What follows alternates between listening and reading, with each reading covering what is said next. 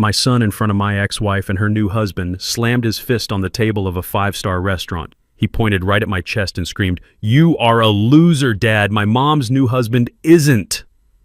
The entire room froze. I didn't say a word. I didn't have to. As I calmly folded my cloth napkin, I wasn't feeling shame. I was calculating. They thought they were humiliating a poor, forgotten jazz musician. They had absolutely no idea they had just insulted the man who secretly paid for their cars, their apartment, and every dollar in their bank accounts. And I was about to turn off the tap. Before I tell you what happened next, let me know in the comments where you're listening to this story from. And if you have ever felt underestimated by your own family, hit that like button and subscribe, because my story is one you need to hear. My name is Augustus King, and I am 70 years old. The restaurant was the kind of place I've avoided my entire life. It was called La Veta, perched on the roof of the tallest high-rise in Atlanta. Everything was glass and dark wood, and the waiters moved like silent ghosts. The air smelled like money and truffle oil. I felt like a crow in a cage of peacocks. My tweed jacket was clean, my shoes were shined, but they weren't Gucci, they weren't Armani, they were just comfortable. I was only there because of my son Andre. He had called me 3 days earlier, his voice tight with that specific anxiety he gets when he's trying to impress someone. "Dad, they're in town. Serafina and Brad. They want to have dinner. All of us. Saturday. La Veta." Serafina, my ex-wife. She left me 10 years ago. She said I was boring. She said I was stuck playing my old music in my small house. She said she needed a life with more shine. She found that shine in Bradley Van Horn, a slick, fast-talking real estate developer with a smile as white and artificial as a strip mall. Across the table, they looked like a magazine advertisement. Serafina, who I remembered in faded jeans, was now draped in emerald green silk, heavy gold bracelets clanking on her wrist every time she reached for her wine. Brad, loud and suntanned, wore a watch so large and bright it practically blinded me. Next to them sat my son Andre and his wife Amber. Amber, who is white, was staring at Brad Van Horn like he was the second coming. "Gus, you made it," Serafina said, her voice dripping with the fake syrupy pity she had perfected. She leaned across the table, offering me a cheek that smelled like expensive perfume. "How nice of you to come all this way." "It's just across town, Serafina," I said quietly. Brad laughed a loud, booming sound that made the couple at the next table flinch. "He means all this way in life, Gus. Look at this place. Bet they don't have this down in the West End, huh?" Amber giggled. Andre just stared at his water glass.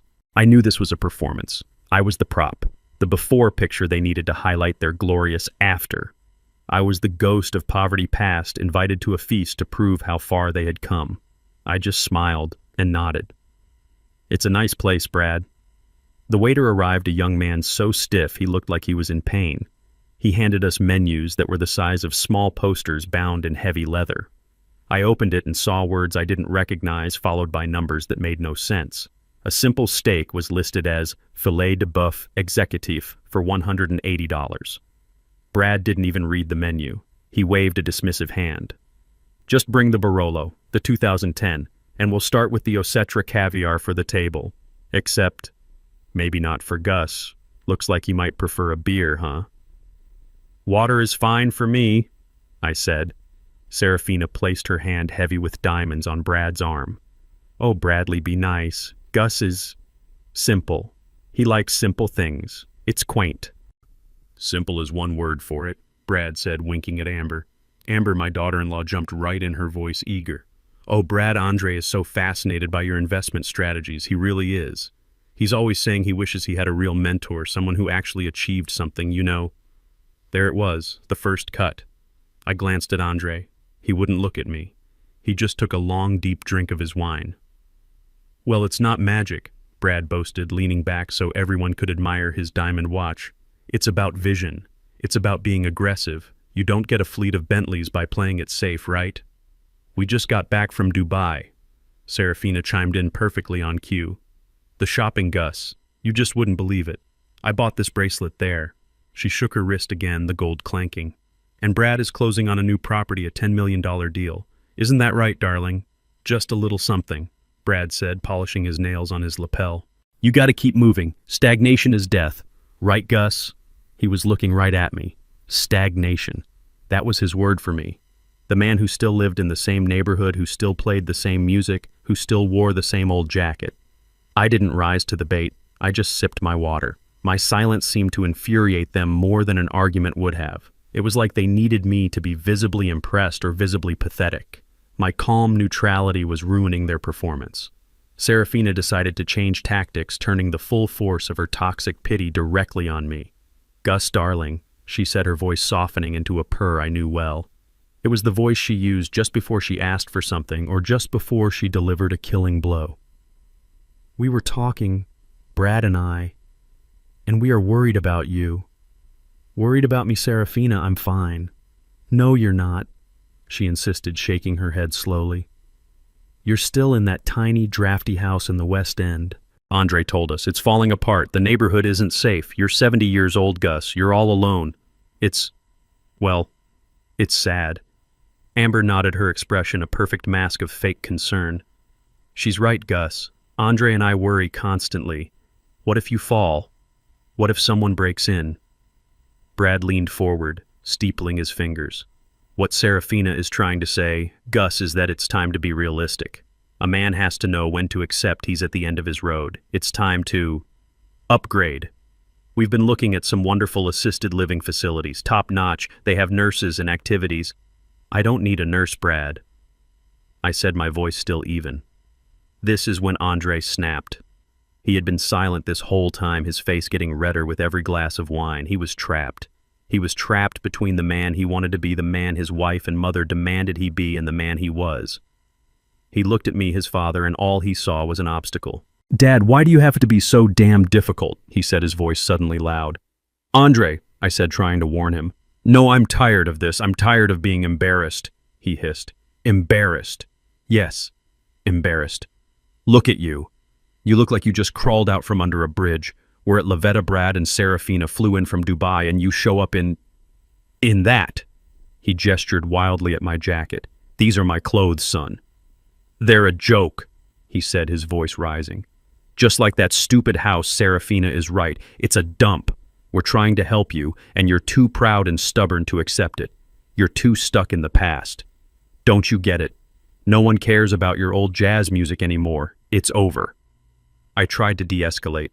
I tried to find my son under all that rage. "Andre, let's talk about this later. How is that new project at work coming along?" That was the final match on the gasoline. Andre stood up so fast his chair screeched on the marble floor. The entire restaurant, all the quiet conversations, all the clinking forks, stopped. Dead silence. He slammed both hands on the table. Glasses jumped. Water spilled. "Work!" he screamed. His face was contorted purple with a rage that wasn't just about tonight. It was about his whole life. "How can I focus on work? How can I get promoted? Don't you understand? I have to work twice as hard as everyone else just to overcome where I came from, just to prove I'm not you." He was breathing hard, pointing at Brad, who was watching this with a detached, amused smirk. "Look at him," Andre shouted, his voice cracking. "Look at Brad. He's respected. He makes things happen. He just closed a $10 million deal. He's a winner. He knows how to live." Then he turned that trembling finger on me. "And you," he spat. The entire room was holding its breath. "You're a loser. You've always been a loser. That's why Mom left you. That's why I'm stuck. You are a loser." "Dad, my mom's new husband isn't—" The words echoed in the sudden absolute silence. Andre stood there panting, his chest heaving. Amber was looking at him with shining, proud eyes. Serafina and Brad shared a look of pure, smug victory. This was the moment they had been waiting for, the complete and total humiliation of Augustus King. I looked at my son, the boy I taught how to play the trumpet, the boy whose college tuition I paid for, the boy I had loved unconditionally for 40 years, and I saw a stranger. I didn't feel anger. I didn't feel shame. I felt a profound stillness. A cold, clear, and terrible calm. I didn't say a word. While everyone stared, I slowly, methodically picked up my heavy cloth napkin. I folded it once. Then I folded it again, making a perfect square. I placed it gently on the table next to my plate of untouched $180 steak. I pushed my chair back, the legs making a soft, polite sound on the floor. I stood up. I adjusted my old tweed jacket, straightening the lapels. I looked at Brad. I looked at Serafina. I looked at Amber. And then I looked at my son. He was still standing, his eyes wide, waiting for me to yell, to cry, to break. I just held his gaze for a long second. Then I turned my back on all of them. I walked away. I didn't rush. I walked with my head held high past the tables of silent diners, past the horrified waiters, through the enormous glass doors and out into the cool Atlanta night. As the doors closed behind me, I heard it. It wasn't Andre's voice. It wasn't Brad's. It was Serafina's. A sharp, triumphant, dismissive laugh that cut through the silence. They thought they had won. They thought they had finally broken me. They had no idea what I was about to do. I didn't look back. I didn't need to. The echo of Serafina's sharp, triumphant laugh followed me through the restaurant's heavy glass doors. It was a brittle sound, like expensive crystal shattering on a marble floor. It was the sound of her victory. The valet, a young man in a perfectly pressed red coat, rushed over to me. "Taxi, sir," he asked. His eyes did a quick, professional scan. He took in my old tweed jacket, my simple leather shoes, and the deep lines on my face. Then his gaze flickered back toward the glowing warmth of the restaurant, a place where entrees cost more than my entire outfit. His face settled into an expression of polite pity. He saw exactly what my family wanted him to see. A poor, forgotten old man. A loser. "No, thank you," I said. My voice came out steady, much steadier than I felt. My hand resting in my pocket wasn't shaking. It was clenched. I walked away from the curb past the long, gleaming line of black town cars and idling limousines waiting for the other more important guests. I didn't turn left toward the MARTA station the way Andre always assumed I traveled. I turned right. I walked 2 blocks down Peachtree Street, the cool Atlanta night air hitting my face. It felt good. It was a clean feeling after the suffocating, perfume-filled air of that dining room. They thought that word loser would break me. They thought that public humiliation would be the final straw, the thing that would finally make me small enough to be controlled, to be pitied, to be brushed aside. 10 years. For 10 years since Serafina left me, I had let them believe it. I had let them think I was just a washed-up jazz musician clinging to an old house in the West End, playing my trumpet in dusty, half-empty clubs for pocket change. I let Serafina think she had escaped a sinking ship. I let my son Andre believe he was ashamed of me. I let him mistake my silence for weakness. I let him mistake my humility for poverty. It is a very common mistake, and a very, very expensive one. I stopped in front of a tall, anonymous gray building. It had no sign. It wasn't a luxury condo. It was a private, secure parking garage. From the outside, it looked like a concrete box. I pulled a small, heavy, unadorned key fob from my pocket, the one that did not go to my house in the West End. I pointed it at the solid steel security door. There was a quiet electronic beep, and the massive door groaned to life, rolling upward with a heavy, satisfying sound. It revealed a single brightly lit, immaculate garage bay. There was only one vehicle inside. It was not a 20-year-old Buick. It was a 2025 Rolls-Royce Cullinan, custom-built, midnight black. The interior was a deep, rich crimson leather. It was a $400,000 Fortress, and I had paid for it in cash last month as a small retirement gift to myself. I pressed the fob again. The cabin lights glowed softly. The spirit of ecstasy. The silver statue on the hood rose up, catching the light. I got in. The door closed with a heavy, satisfying thunk, sealing out the entire world. The air inside smelled of hand-stitched leather and polished wood. I pressed the ignition button. The 12-cylinder engine started without a sound. It was more of a vibration, a whisper of immense waiting power. I pulled out of the garage, the steel door closing silently behind me. I merged into the Atlanta traffic. I did not drive toward the West End. Serafina was right about the house. It is old. It is drafty, which is why I only use it as my private recording studio. No, I drove north. I drove straight into the heart of Buckhead, the wealthiest and most exclusive neighborhood in the city. I drove past the sprawling, white-pillared mansions, past the high-end boutiques. I pulled up to a sleek glass tower that pierced the night sky, a building so exclusive it didn't even have a name on the front, just a discreet address. A uniformed doorman, a man named Thomas, who knew my name, rushed out. He didn't look at me with pity. He looked at me with professional respect. "Good evening, Mr. King. A difficult night." "You could say that, Thomas," I said, handing him the keys to the Rolls-Royce. I walked across the silent, cavernous lobby. It was decorated with art that was worth more than Brad Van Horn's entire net worth, though he would never know it. I walked to the private elevator at the back. I used my personal security key. The elevator didn't have buttons for other floors. It just had one. The top. The doors opened silently directly into my home. A 3,000 square foot full-floor penthouse. The floor-to-ceiling windows wrapped around the entire apartment, and the lights of the Atlanta skyline glittered below me like a carpet of shattered diamonds. My Fazioli grand piano sat in the far corner, its black lacquer reflecting the city lights. This was my home. This was the life the loser lived. My son, my foolish, arrogant son, and my greedy ex-wife. They had no idea. They had been dining out on my perceived failure for a decade, never once stopping to ask a single real question. And now they had finally crossed the line. I walked over to my desk, sat down in my leather chair, and looked at the city. They thought I was a loser. They thought I was powerless. They had no idea that I was the one who held all the cards. And I was about to play my hand. I stood in front of the glass wall of my penthouse looking out over the Atlanta skyline. The city lights glittered below like a carpet of diamonds. They were silent, beautiful, and cold. Down there in that overpriced restaurant, my son and my ex-wife were probably ordering another $200 bottle of wine. They were laughing. Laughing at me, laughing at the loser dad who had just walked out too pathetic to even defend himself. My son's voice echoed in the perfect silence of my home. Loser. He spat the word like it was poison. And perhaps it was. But it wasn't my poison. It was his. I walked over to the Fazioli grand piano that sat in the corner, its black lacquer reflecting the city lights like a dark mirror.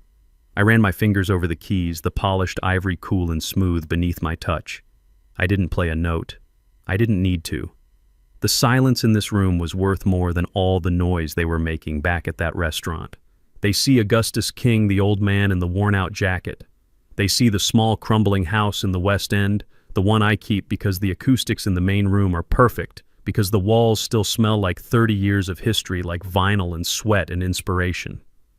They see exactly what I have allowed them to see for the last 10 years. They don't see Gus King, the Gus King whose signature is at the bottom of music history. The Gus King who in 1973 took a $2,000 loan and a lifetime of talent and co-founded a small, hungry label out of a dusty garage in Macon. We called it Soul City Records. Serafina knew that man. She was there when we pressed our first single. She was there when we discovered the Midnight Pillars when we signed Clara May. She was there for the struggle, the late nights, the cheap whiskey, and the sudden blinding highs. But Serafina always hated the struggle. She wanted the prize, but she despised the fight. 10 years ago, she sat right where I'm sitting now, not in this penthouse, but in the old West End house. The music industry was on its knees. CD sales were dead. Digital downloads were a joke. We weren't making what we used to. She looked at me, her eyes as cold as the ice in Brad's whiskey glass. "It's over, Gus," she said. Her voice wasn't sad, it was final. "This music, this relic, it's dead. You're stuck in the past. You're a relic. And I will not be married to a relic." She thought I was finished. She thought the ship was sinking. So she took her settlement, a very generous one, I thought at the time, and she left.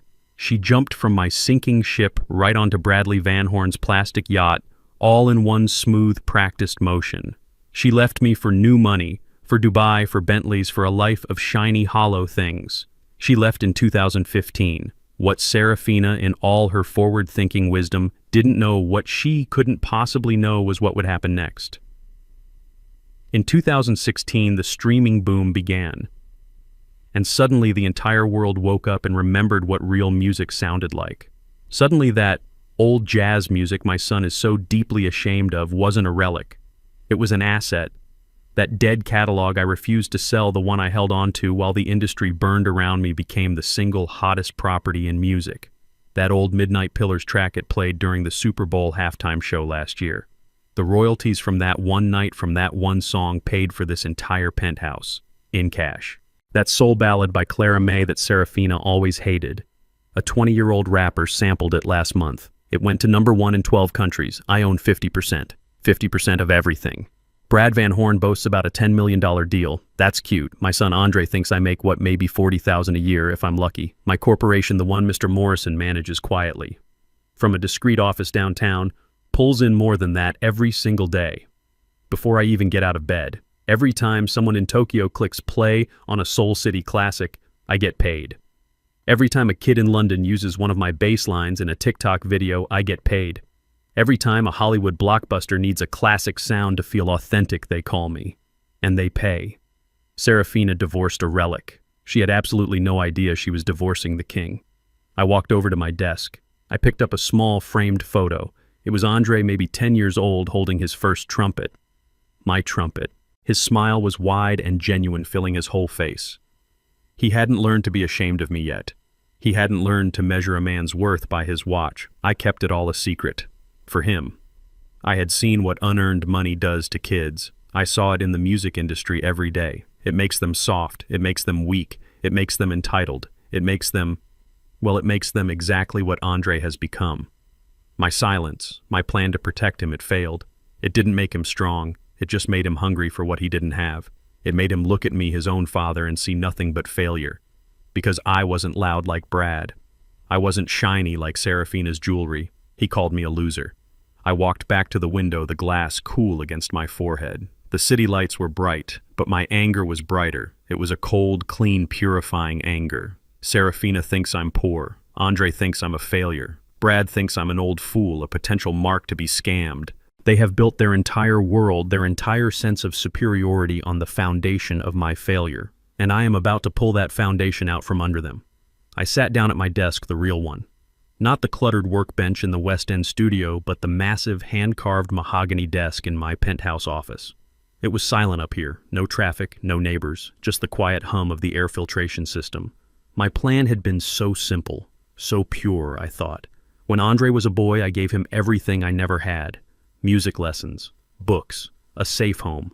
But as he grew, I saw a weakness in him. He had his mother's eyes and her appetite. He loved the idea of success, but he seemed allergic to the work that came with it.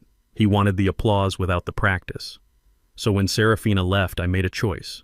I would not be the rich father who handed his son a life on a silver platter. No.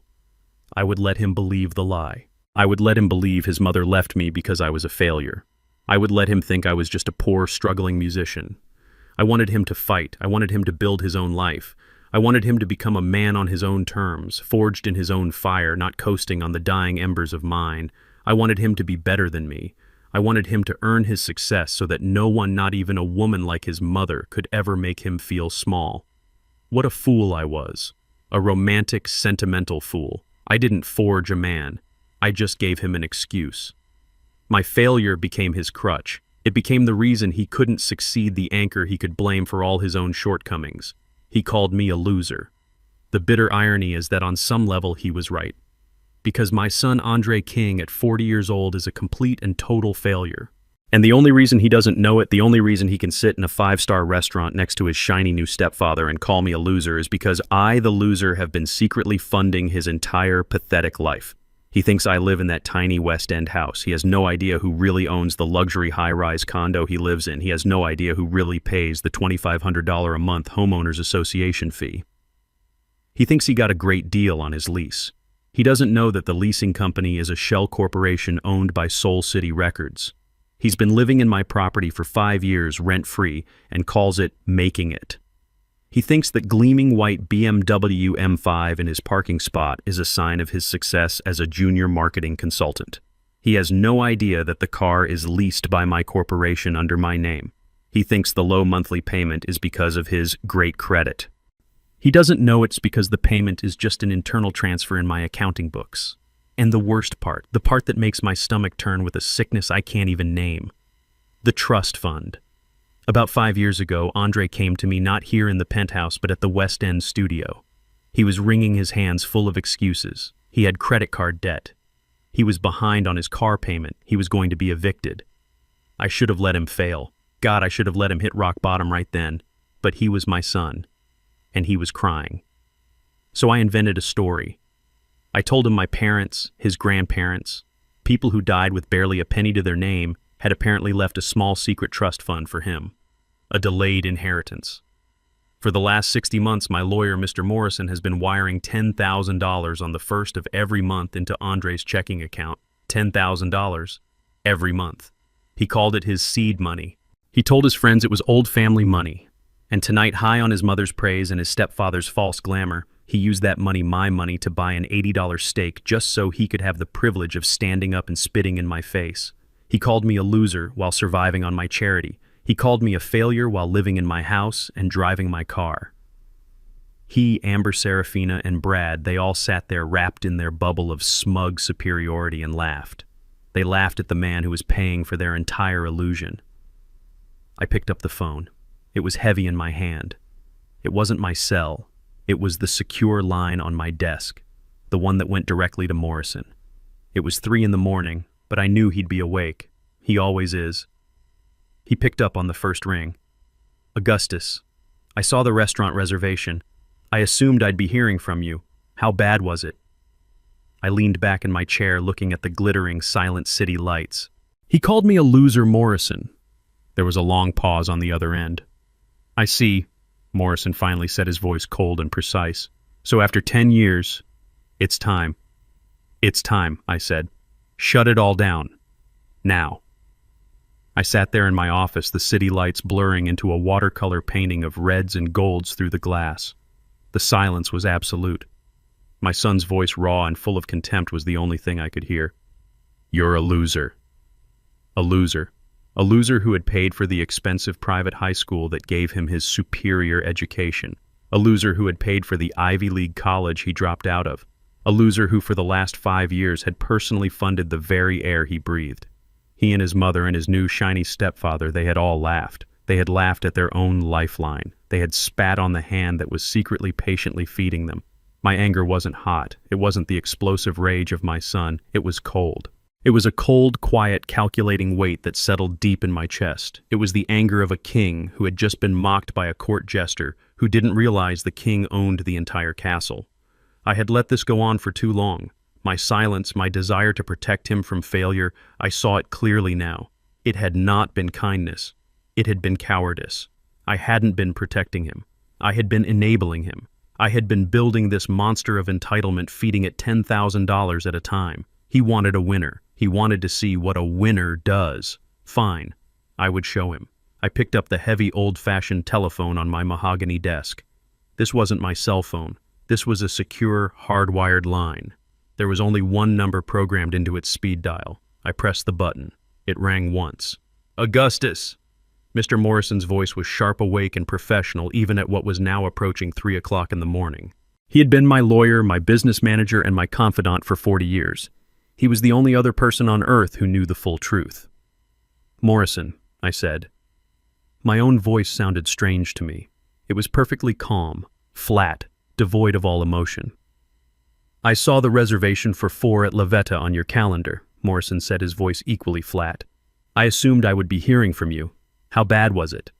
I leaned back in my leather chair, the skyline glittering in my eyes. He called me a loser, Morrison. There was a pause, not for shock. It was a pause of deep, profound understanding. It was the sound of a man processing the end of an era. I see, Morrison said, his voice turning to ice. So, after 10 years of this experiment, Augustus, is it time? It's time, I said. Shut it all down. All of it. All of it. I want you to start right now. I don't want to wait for the banks to open. I want the wheels in motion before the sun comes up. I could hear the faint sound of a keyboard clicking as Morrison opened my files. Let's be precise then. We will begin with the King Family Heritage Trust. I let out a dry, harsh laugh. You mean the direct wire transfer I authorized from my personal savings? Yes. Let's start there. Terminate it. Not on the 1st of the month. I want it terminated today. I want his next automatic payment to bounce. I want his account to be empty. Understood, Morrison said. Item 2, the vehicle, the 2024 BMW M5 White. It's leased under the Soul City Legacy Corporate Holding, correct? I asked, though I already knew the answer. Correct. The lease is in our name. He is merely the authorized driver. Good. Terminate the authorization. I want a tow truck at his apartment building by 6 a.m. I don't care what the early termination penalty is. Pay it. I want him to walk out of that building late for his imaginary job and find nothing but an empty parking space. Send the recovery team. Consider it done, Morrison said, his typing becoming faster. Item 3, the residence, Unit 34B, the Atlantic. My condo, I said. Technically the corporation's condo. The lease agreement is guaranteed by your holding company. I know, I said. I want them out. He's not on the lease. He's listed as a permanent guest, correct? A guest whose privileges have just been revoked. Augustus, that lease is guaranteed for another 6 months, Morrison said, the first note of caution in his voice. Morrison, I said, my voice dropping, you are the best and most ruthless corporate lawyer in Atlanta. I pay you a staggering amount of money for that very reason. I am certain that lease has a loophole, a missed payment, a violation of terms. Hell, I own the building, find a way. I want an eviction notice taped to his door by noon tomorrow. 30 days. No, make it 3. 3 days to vacate for breach of contract. I don't care what you have to do. Make it legal. There was another long silence. I heard him take a deep breath. Augustus, he said softly, this will be catastrophic for him. He has nothing. He is nothing without you. I know, I said. He just explained that to me in front of a room full of strangers. He is the son of a loser. A loser can't afford to pay for a BMW, a luxury condo, and a $10,000 a month allowance, can he? Morrison didn't reply. He wants a winner for a Father Morrison. He admires Brad Van Horn. He admires men who are aggressive. He admires men who make things happen. Well, I'm about to make something happen. I'm about to give my son the one thing he's never had in his entire life. And what's that, Augustus? Consequences. It is done, Morrison said. The wires are being stopped. The recovery team will be dispatched at 5:30 a.m., and I will personally draft the eviction notice. I'll have it delivered by a marshal tomorrow. Thank you, Morrison. Good night, Augustus. I hung up the phone. I didn't feel relief. I didn't feel joy. I didn't feel triumphant. I just felt quiet. I had just taken a 40-year-old man, my only son, and stripped him of his car, his home, and his income, all with a single 2-minute phone call. The tap was off. The illusion was shattered. I looked at the picture of him on my desk, the one with the trumpet and the bright, innocent smile. All right, son, I whispered to the empty room. You wanted to see what a winner does. Let's see how you do now that the loser is no longer picking up the check. Andre probably woke up around 11 a.m. He always slept late, especially after a night of celebration like the one at La Veta. He would have woken up with a pounding headache, the kind that comes from too much expensive wine, the kind of wine I had paid for, though he never knew it. His wife Amber would be beside him in the $1,000 sheets I paid for, complaining about the sunlight and the luxury apartment I paid for. He would stumble out of bed late for the marketing consultant job I had secured for him through an old acquaintance. He wouldn't even shower. He'd just splash cold water on his face, pull a wrinkled $500 shirt over his head, and grab his keys. He'd kiss Amber goodbye, promising to take her shopping later. A promise he fully intended to keep using my money. I can picture him perfectly. Taking the express elevator down to the private heated garage. Whistling, perhaps, still full of himself, still tasting the victory of the night before the night he had finally put his old loser father in his place. He would walk to his designated space, number 34B. And then he would stop. He would blink. He would rub his hungover, bloodshot eyes. He would look again. The space would be empty. Just a dark, rectangular oil stain on the clean concrete floor where my $60,000 Alpine white BMW M5 used to be. His first thought, I am certain, was theft. How could this happen?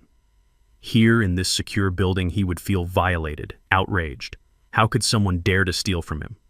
He would storm over to the security booth by the exit, ready to scream at the attendant. Where is my car? My white BMW. Did you see anything? Check the cameras. And the attendant, a man named Miguel, whom I had spoken to personally at 5 a.m., would just look at him with a tired, bored expression. He wouldn't argue. He wouldn't check any cameras. He would simply reach under his desk and pull out a single folded piece of paper. Andre would snatch it from his hand. He would unfold it, his eyes scanning the page, his brain struggling to understand. This wasn't a police report. It wasn't a note from the building manager. It was an official corporate notice. Vehicle repossession, the header read. This vehicle, a BMW M5, has been reclaimed by the primary leaseholder due to the immediate termination of the supplemental driver agreement by the financial guarantor. This is the part that would truly confuse him. Guarantor, he would say out loud, his voice echoing in the empty garage. What guarantor? He would run back to the elevator, ride it up, and burst into the apartment, waving the paper at Amber. They took it. They just took the car. Who took it? Amber would scream. The police? No, the bank. The guarantor. What does that even mean? The car is in my name. He was so proud of that lie. He loved telling his friends that he had bought the M5. He had no idea his name was only listed on the authorized driver line. He didn't know that the King Family Heritage Trust was the legal entity on the lease, the same trust that paid for his life. He would be pacing the living room now, his mind scrambling. It had to be a mistake, a massive bank error. It had to be tied to the trust fund. The trust fund, the imaginary safety net I had woven for him. The inheritance from grandparents who died with nothing but a mortgaged house and a box of old photographs. That had to be the problem, of course. It was my fault. It was always somehow my fault. I was in my studio in the West End when the call came. The old black rotary phone on my desk suddenly jangled its sound, harsh and loud in the quiet room. I let it ring. Once, twice, 3 times. I let the panic build. On the 4th ring, I picked up. Hello? Dad. Dad, finally. Thank God. His voice was high, sharp, and laced with pure, unfiltered annoyance. He wasn't scared. He was inconvenienced. He wasn't calling to apologize for last night. He was calling to complain about this morning.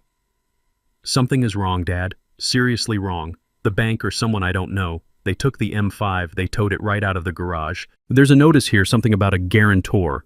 It has to be that trust fund account you manage. The one from Grandma and Grandpa. I held the phone to my ear, listening. In the background, I could hear Amber starting to wail. What are we going to do, Andre? What about my nail appointment? How will I get there? I know, baby. I know, he snapped at her.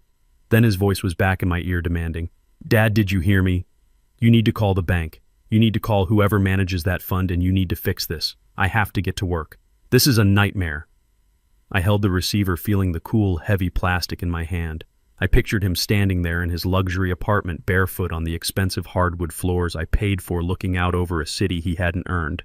I waited 1 beat, 2 beats. I let the silence stretch, filling it with his own rapidly growing panic. A car, I said finally. My voice was quiet, calm. They took your car, Andre. Yes, that's what I just said, the BMW. It's gone. Really, son? I said. I let a small, cool smile touch my words. That's too bad. That sounds difficult. There was a stunned silence on his end. He was expecting me to jump. He was expecting me to say, Don't worry, son, I'll handle it. He was expecting me to fix it, just like I had fixed every other problem in his entire adult life. He was not expecting indifference. Difficult, too bad, Dad. This isn't too bad. This is my car. I need you to call the bank and fix this right now. What if they made a mistake with the trust fund? A mistake, I repeated slowly. No, Andre, I don't think it was a mistake. What? What do you mean? I mean, I don't think I can fix it, son, I said. I don't know anything about those kinds of things. Guarantors, lease agreements, banks, that's complicated business. That's for winners. I heard his sharp intake of breath. Dad, what are you talking about? Just make the call. Me, I said. Andre, I'm just a loser. You explained that very clearly last night in front of everyone. A loser can't handle high-end car financing. You need someone aggressive. You need someone who knows how to make things happen. Dad, this isn't funny. Stop playing games. I think you should call Brad, I said, and my voice was as cold and sharp as a razor. He's the winner. He closes $10 million deals. I am sure a man like that can get your car back in a heartbeat. Dad, wait. I pressed the receiver down, cutting off his panicked plea. I hung up the phone. I stood there in the quiet of my studio, the smell of old wood dust and sheet music all around me. I pictured my son in that cold, empty garage holding a useless phone, his face pale with confusion and a new, unfamiliar feeling. Fear. The first thread was cut. The car was gone. Tomorrow, the money. The day after that, the house. The game had just begun. If the loss of the car was the appetizer, then today was the main course. I knew my son. The car was a blow to his ego. But the money, the $10,000 that appeared in his account every month like magic, that was his oxygen. That was the fuel for his entire illusion of a life. And I had just cut the line. I sat in my penthouse sipping my first cup of strong black coffee. It was 10 a.m. I imagined Andre was still asleep, hungover from the stress of the previous day, oblivious to the fact that his real problems were just beginning. But I knew Amber wasn't asleep. Amber lived for two things: appearances and spending money. My money. The loss of the M5 would have felt like a personal attack on her status. She would need to fix it. She would need to go out and buy something to make herself feel better, to prove to the world and to herself that they were still on top. I could picture her clear as day. She would have put on her most expensive yoga outfit, the one she never actually did yoga in, and ordered a car service, annoyed at the inconvenience. She would have gone to Phipps Plaza, the temple of high-end Atlanta shopping. She would be at Saks, or maybe Neiman Marcus. She would have been there for an hour, demanding the attention of a personal shopper. She'd have an armful of designer clothes, a new handbag, maybe some shoes. She'd be at the private checkout counter sipping complimentary champagne, talking loudly about how stressful it was when the family office made a clerical error with their vehicles. And then she would hand over the Platinum American Express, the one linked directly to the trust, the one I paid the bill for every month. The sales associate, a woman with a polite, painted-on smile, would swipe the card. There would be a pause. The associate would smile a little tighter this time and swipe it again. The small screen would flash the same word: declined. "That's impossible," Amber would snap, her voice suddenly sharp. "Your machine must be broken. Try it again." "I apologize, ma'am," the associate would say, her politeness now a weapon. "I've run it twice. Perhaps you have another form of payment." Amber, her face flushing a deep, ugly red, would dig in her expensive purse. The other shoppers in the private lounge would be pretending not to watch, which meant they were watching every second. She would throw down a different card, a Visa signature, also linked to the trust. "Try this one." The associate would swipe it. "I'm sorry, ma'am. Declined." "What is going on?" Amber would be hissing now. She'd be looking around, her eyes narrowing. She would grab her debit card, the one linked directly to the $10,000 monthly deposit. "Fine, just use this. It's cash." The associate would run the debit card. The machine would pause, connecting to the bank. And then the final humiliating word: declined. "Insufficient funds." Amber would freeze. This was not possible. That account always had money.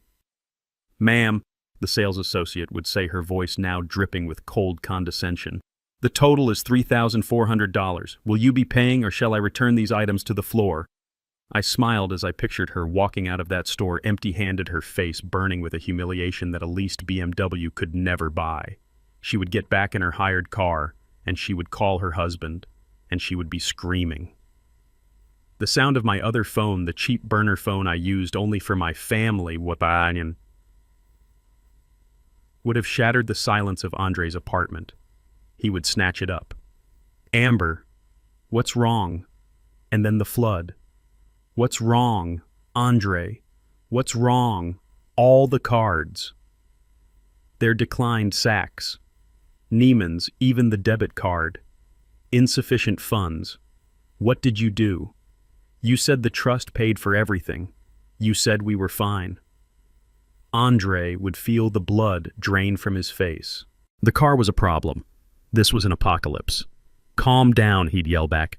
"It's the trust. It has to be that stupid bank. They must have frozen the account over the car. I'll fix it." He would hang up on her, his hands shaking. He would grab his laptop, his hands slipping on the keyboard. He would log into the private banking portal, the one Mr. Morrison had set up for him all those years ago. He would be staring at the main summary page. His eyes would scan for the scheduled transfer. "King Family Heritage Trust. Monthly dispersal, $10,000. It wasn't there. He would click on his checking account. The account that should have had at minimum $10,000 in it, plus whatever was left from last month. He would stare at the balance. Current available balance, $14.32. He would refresh the page. $14.32. He would refresh it again, and again, and again. The number wouldn't change. The money was not late. The money was gone. The $10,000 had not arrived. The car was not a mistake. The cards were not an error. This was real. He would grab his phone, his fingers trembling so badly he could barely dial the number for the bank, the number he had on speed dial for his private wealth manager. King Private Bank, how may I help you? This is Andre King, he'd say, trying to sound important, trying to sound like a man who hadn't just seen his entire life evaporate. I'm calling about the King Family Heritage Trust. My monthly deposit, my $10,000 deposit, it didn't arrive. There's been a massive error. The banker on the other end would be a polite, cold young woman. I knew her. Morrison had hired her specifically for this account. She was reading from a script. One moment, Mr. King. Let me pull up your file. A pause, the click of a keyboard. Ah, yes, I see your file right here, Andre King. Well, Andre would demand, where's my money? Sir, the banker would say, her voice perfectly neutral. There appears to be no error. Our records show that yesterday, November 6th, we received a directive from the sole administrator and trustee of the fund. A directive? What directive? What are you talking about? The directive, sir, was to terminate the trust. As of yesterday, the King Family Heritage Trust has been formally and permanently dissolved. Andre would stop breathing. Dissolved? What do you mean dissolved? You can't dissolve it. That's my money. That's my inheritance. According to our records, sir, the banker would continue, her voice like ice. It was never your money. It was a discretionary fund, and the grantor's discretion has ended. All remaining assets have been reverted to the original grantor. The account is closed. Grantor. What grantor? Who is the grantor? Tell me. I'm afraid that information is confidential, Mr. King. Is there anything else I can help you with today? Yes. Andre would be screaming now, a desperate animal sound. You can give me back my money. I'm sorry, sir, that account no longer exists. Thank you for banking with us. Have a wonderful day. And then the click. Andre would be staring at his silent phone. He would be standing in an apartment he couldn't pay for, with a wife who had just been humiliated, with no car, with $14 to his name. The entire architecture of his life, the entire illusion he had built had just been demolished in the span of 24 hours. He couldn't call me. He had already burned that bridge. He had called me a loser. He couldn't call Brad. Brad had already dismissed him. He was a 40-year-old man with no car, no money, and no skills, about to be homeless. He did the only thing a weak, desperate child knows how to do. He called his mother. I saw my other phone, the burner phone, light up with his name. I let it ring, and ring, and ring. He needed to feel this. He needed to understand what real failure felt like. Finally, I picked up. Hello, Mom, he sobbed, all pretense of the winner gone. Mom, it's all gone. The money, the trust fund, they dissolved it. The car is gone. The cards are gone. Everything is gone. I don't know what to do. I stood by my penthouse window looking down at the city. What? I said, injecting the perfect amount of confusion into my voice. What trust fund, Andre? What are you talking about? I didn't have to be there to see what happened next. I knew my son. I knew my ex-wife. When a weak man's artificial world collapses, he doesn't look inward. He doesn't reflect. He just scrambles desperately for the next strong person to lean on. After Andre hung up with the bank, the silence in that luxury apartment must have been deafening. $14. The car gone. The magic money fountain turned off. He would have looked at Amber, his wife, his partner, and all this status-seeking madness, and he would have seen pure animal panic in her eyes. The life she had signed up for was evaporating before her very eyes. "What do we do?" she would have shrieked. "What do we do, Andre?" And Andre, a 40-year-old child, would have done the only thing he knew how to do. He would have run to his mother. He and Amber would have taken a car service, and Uber Black, probably still clinging to the last habits of a life they could no longer afford. They would have rushed to Serafina's sprawling suburban mansion, the one Brad Van Horn had bought her. The one that was, I suspected, mortgaged to the hilt. They would have found Serafina in her sitting room, probably planning her next trip to Dubai. "Mother," Andre would burst in, not even bothering to say hello.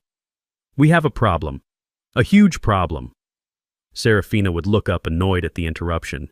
"Andre, what is it? Can't you see I'm busy?" "It's Dad," Andre would stammer, pacing the expensive rug. "He's lost it. He's gone crazy. He cut off the trust fund. He took the car. Amber's cards are all declined. He's ruined us." And that is the moment Serafina would have felt the cold dread. Her entire relationship with Brad, her entire upgrade in life was built on an illusion. The illusion that she came from good stock, that her son had old family money.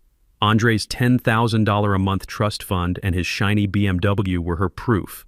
They were her assets. They were the collateral she brought to this new shiny marriage. If Andre was broke, her value to a man like Brad plummeted. "What do you mean he cut it off?" she would have hissed. "It's dissolved. The bank said so. It's just gone. Mom, we have nothing." Serafina wouldn't hesitate. She would grab her purse. "We're going to see Brad. He'll fix this. He's your stepfather. He's a winner. He'll sort this out." I can picture them, the three of them, pulling up to Brad's gleaming glass and steel office tower in Midtown. They would march through the lobby, a desperate, dysfunctional parade. They wouldn't even wait for the secretary. They would burst right into Brad's corner office. He'd be there, feet up on his massive desk, probably shouting into a headset about some fake multi-million-dollar deal. He would look up annoyed. "Sarah, what's going on? I'm in the middle of closing a massive deal." "Brad, thank God you're here," Serafina would say, her voice trembling, all the manufactured grace gone. Andre, pale and sweating, would just stand there looking like a little boy about to be punished. "Brad, sir," he'd begin, We have a problem, a financial problem. This is the pivot, the exact moment the universe turns. See, I knew something about Brad Van Horn that my family didn't. I knew a con artist when I saw one. I had been in the music business for 50 years. I had met 100 Brad Van Horns. They live on illusion. They feed on the perception of wealth. Brad had been cozying up to Serafina and, by extension, to Andre. Why? Because Andre had a BMW and a $10,000 a month trust fund. To a man like Brad, that spelled deep family money. Old money. Brad wasn't being nice to Andre at dinner. He was grooming him. He was grooming me through him. That whole $10 million deal speech, that was for my benefit. He was baiting the hook, hoping to get the loser dad to invest his quaint savings into his massive Ponzi scheme. But now his marks were standing in his office. Broke. Brad would slowly take his feet off the desk. His smile, that blindingly white artificial smile, would vanish. "What kind of financial problem?" he'd ask, his voice suddenly flat. "It's the trust fund," Andre would stammer. "The one from my father's side. It's been dissolved." Brad would freeze. This was not part of the plan. This was a disaster. To a con artist, this could mean only one thing: the money was gone. The well was dry. Or even worse, the real money man, the grantor, had somehow discovered the scam. My cutting off Andre would look to a man like Brad like I knew he was a fraud. It would look like I was battening down the hatches. It would look like I was the one who had made the first move. Dissolved. Brad would repeat the word, tasting like ash in his mouth. "Yes." Serafina would wail, finally breaking. "Gus is acting crazy. He cut Andre off. The car is gone. The money is gone. Brad, we need help. We need a loan just until we sort this out. 20,000, maybe 30. Just a bridge loan. For family." Brad would stand up from his desk. He would walk to the massive window looking down at the city below. He would be silent for a long, cold moment. When he turned around, the man from the restaurant was gone. The charming, boisterous, suntanned winner had been replaced by a stranger. His eyes were as cold and dead as a shark's. "Alone," he'd say, as if he'd never heard the word before. "Yes, please, Brad," Andre would beg. "You're my stepfather. You're a winner." Brad would let out a short, ugly laugh. It was a sound with no humor in it at all. "That's right, Andre, I am. And do you know why I'm a winner? Because I don't back losers. Because I don't throw good money after bad." Serafina's hand would fly to her mouth. "Brad, what are you saying?" "I'm saying," Brad would hiss, "that I am deeply, deeply disappointed. I thought I married into a family with a legacy, with assets. That's what you told me, Serafina. That's what your son's lifestyle suggested." He would walk over to Andre, looking him up and down with pure, undisguised contempt. "You're not a junior consultant. You're a 40-year-old child living on an allowance. And your father, the loser, just cut you off. And now you come here to my office with your hands out. Please, Brad." Andre whispered, tears welling in his eyes. "We have nowhere else to go. We need help." Brad would stare at him, letting the humiliation sink in. "No," he'd say. "I don't give loans. Especially not to family. That's bad business. He would walk to his office door and open it, the gesture clear. But what are we supposed to do? Serafina asked, her voice a tiny squeak. Brad Van Horn would look at my son, the boy who had idolized him just 12 hours earlier, and he would give him the exact same advice I had given him in my head, only this time it was laced with pure poison. I don't know, Andre. Get a job, a real one. It's time you learned to stand on your own 2 feet. He would gesture to the open door. Now get out. My secretary will validate your parking. If you even have a car to park. And they would be forced to walk out past the secretary, who was trying not to smile past the other executives in the hall. They had been publicly humiliated at the restaurant, but this was different. This was worse. This was the man they admired, their winner, throwing them out like yesterday's trash. They were in the elevator going down, the silence between them heavier than stone. No car, no money, and now no savior. They had only one place left to go, the one place in the world they were dreading, the loser's house. My house. The recovery of the car on Monday was the first crack in the dam. The dissolving of the trust fund on Tuesday was the moment the water burst through. Today was Wednesday. Today was the day the entire city they had built was swept away. I was in my penthouse, not the West End studio. I was sitting in my leather armchair looking out over the city, a cup of fresh coffee in my hand. I wasn't waiting. I was anticipating. I knew my son and his wife. After Brad Van Horn had humiliated them, after they realized their winner was just another bully, they would have crawled back to their luxury apartment, their cage. They would be trapped there, surrounded by expensive furniture they couldn't move and clothes they could no longer afford. They would be paralyzed by fear. They would be pacing the floor, yelling at each other, blaming each other, trying to figure out how to survive on $14.32. They would be clinging to the one thing they thought they had left a roof over their heads. They would think, at least we have the apartment, the lease is paid for, we can stay here, we can figure this out. They had forgotten. I, the loser, was the guarantor. I pictured the scene as I sipped my coffee. The late afternoon sun would be slanting through their floor-to-ceiling windows. Andre would be staring at his silent phone, terrified it would ring. Amber would be sitting on the sofa crying, her mascara running. And then the sound. The ping of a new email arriving in Andre's laptop. He would jump, hoping it was the bank, hoping it was an apology, a mistake. He would open his laptop. The email was not from the bank. It was from Atlantic High-Rise Management. The subject line would hit him first. Urgent notice of immediate lease termination and demand to vacate. His hands would be shaking as he clicked it. Dear Mr. King, he would read aloud, his voice trembling. Please be advised that as of 9 a.m. this morning, the corporate guarantor for your lease, Soul City Legacy Holdings, has been dissolved. Amber's crying would stop. What? What does that mean? Andre would keep reading, his voice cracking. This action constitutes a material breach of your lease agreement per Section 14B. Failure to maintain an active guarantor. As such, your tenancy is hereby terminated effective immediately. You and all other occupants have 72 hours to vacate the premises. Amber would let out a sound.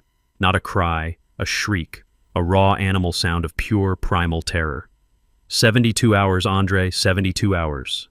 The email would continue. Please be advised that your access fobs will be deactivated this Friday, November 10th at 5 p.m.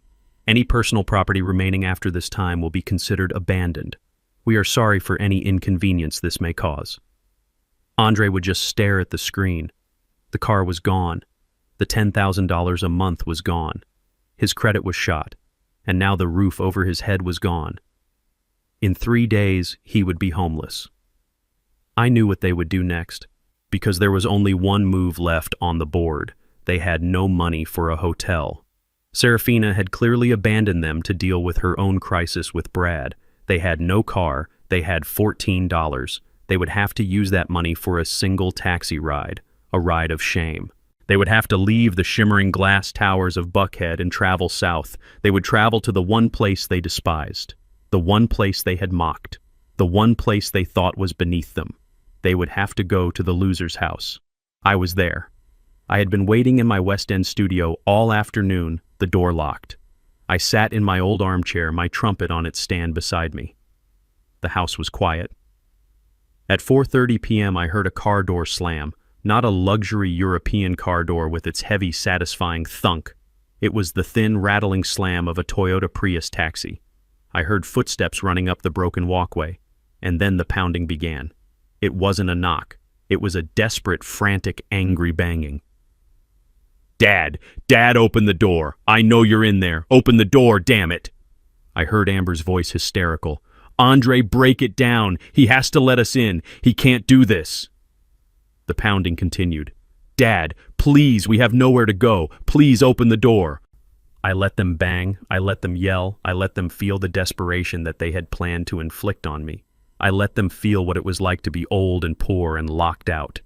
After a full minute, when the banging had turned into frantic weeping pleas, I put down my coffee mug. I stood up. I walked slowly to the door. I turned the deadbolt. The click was loud in the silence. I opened the door. They stood there on my crumbling porch, and they looked pathetic. Andre's expensive suit was wrinkled, stained with something. His face was pale, unshaven, and streaked with tears of rage.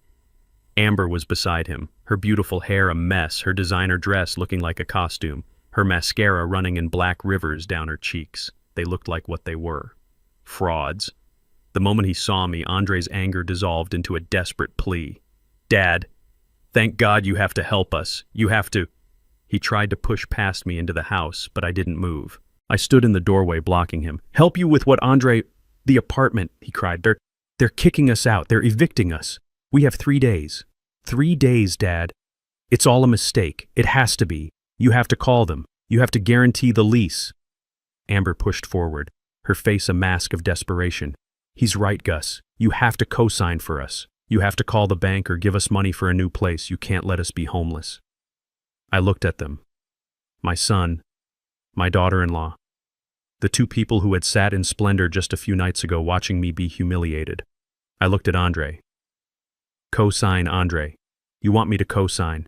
"Yes, please, whatever it takes." I let the silence hang in the air. I looked him dead in the eye. "Co-sign with what, son?" Andre blinked. What do you mean?" My voice was cold. It was quiet. It held all the power in the world.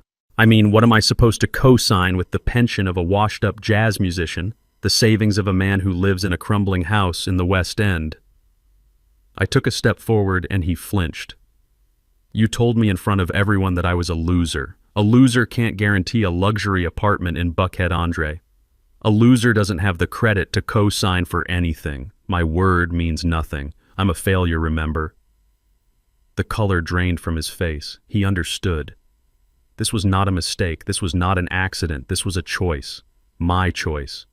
"Dad," he whispered the word choked. "No. You did this." "I did nothing," I said, my voice sharp. "I simply stopped paying for your life. It turns out your entire life was built on the foundation of the very loser you despise." "But what about Brad?" Amber stammered. "He's the winner. You said to call him." "I did," Andre whispered, his voice hollow. "He won't help us." "That's a real shame," I said. I looked past them at the taxi waiting at the curb, the meter running. "It seems you're on your own. You two winners. Dad, no!" Andre lunged, grabbing my shirt. "You can't do this. You can't. I'm your son. You owe me. You can't just throw us out on the street." I looked down at his hand on my shirt. I didn't move. "Owe you," I said, my voice dangerously soft. "I owed you love. I owed you a home when you were a child. I owed you an education. I paid all those debts, Andre. The rest, this life you built, this was all a bonus, and you just spat on it." I calmly peeled his fingers off my shirt. "But where will we go?" Amber wailed. "We have no money. We have nowhere." I looked at her, my face like stone. "I don't know, Amber, but you will have to figure it out, just like real grown-ups do." I stepped back into my house. "Dad, please." Andre screamed, his voice breaking into a sob. "Don't do this. I'm sorry. Okay, I'm sorry." "I'm sorry too, Andre," I said. "I'm sorry it took me 70 years to finally teach you a lesson." And with that, I closed the solid oak door. I didn't slam it. I closed it with a quiet final click. I turned the deadbolt.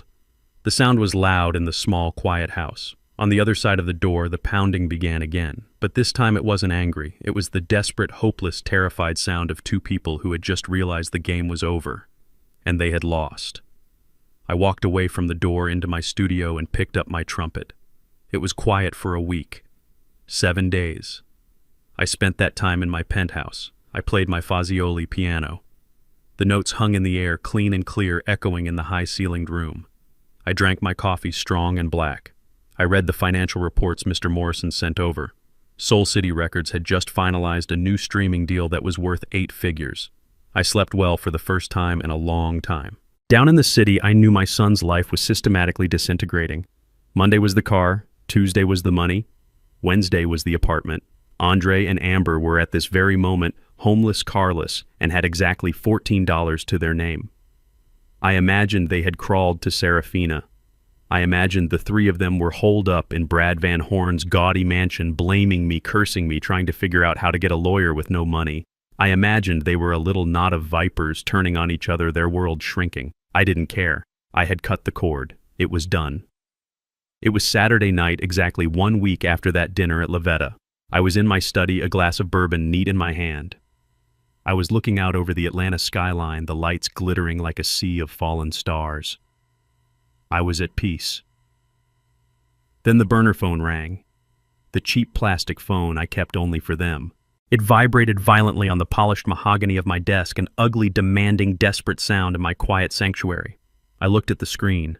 The name flashing was Serafina. My first instinct was to ignore it. What was there to say I had made my statement? But the ringing didn't stop. It was frantic. 1 ring, 2, 3, 10, 12. She wasn't just calling, she was panicked. A cold knot of curiosity, sharp and sudden, tightened in my stomach. This wasn't an angry call. This was a call for help. I let it ring 5 more times. Then I slowly picked up the receiver.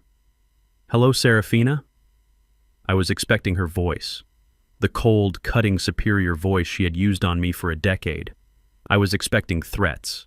I was expecting her to call me a monster for what I had done to her son. What I heard was not a voice I recognized. It was a sound. A raw, ragged, gulping sound like an animal caught in a trap. It was the sound of a person whose entire world had just been torn out from under them. Gus, is that you? Oh my God, Gus. You picked up. You have to help me. You have to help me. I stood up from my chair. I stood very, very still. This was not the script. This was something new. This was something terrible. Serafina, I said, my voice calm and low. Slow down. You're hysterical. Help you with what? He's gone, she shrieked, and the sound was so high and thin it barely sounded human.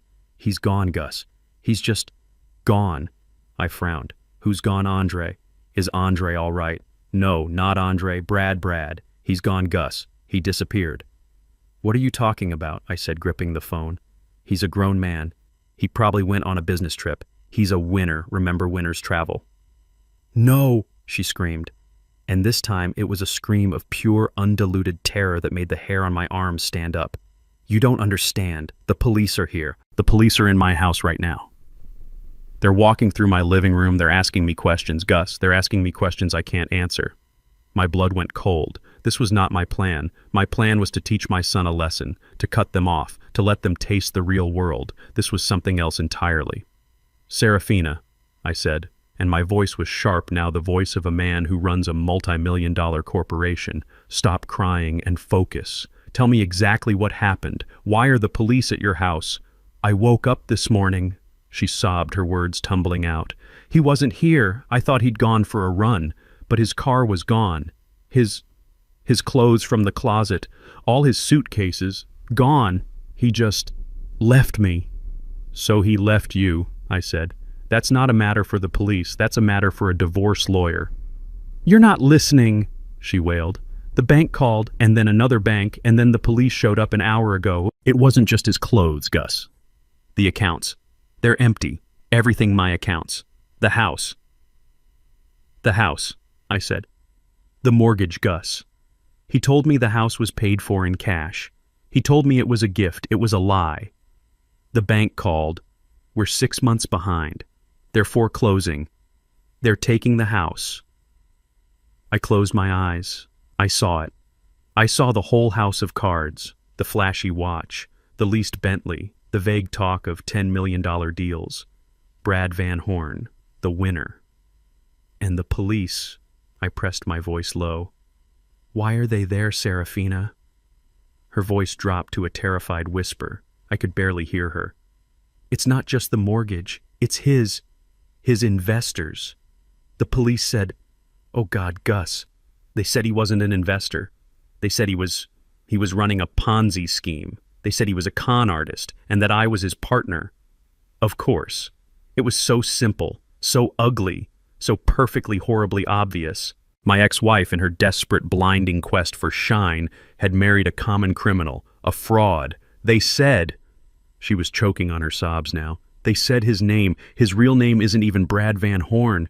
It's some other name. He's wanted in 3 states. And Gus, all the money you gave me in the divorce, the money I had, it's all gone. He took every penny. He drained the accounts. He left me with nothing but this house that isn't even mine and a dozen angry investors who think I stole their money. He ruined me.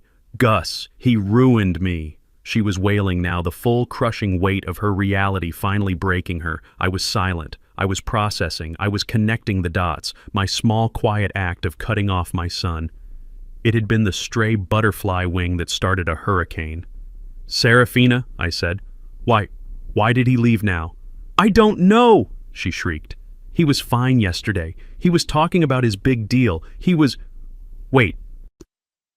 I heard her stop. I heard her sharp, sudden intake of breath. Oh my God, she whispered. Oh my God, you. Me, I said, playing dumb. It was you, she screamed. He was fine until Andre came here. Andre told him. He told him about the trust fund. He told him you had cut him off. Andre told him the money was gone.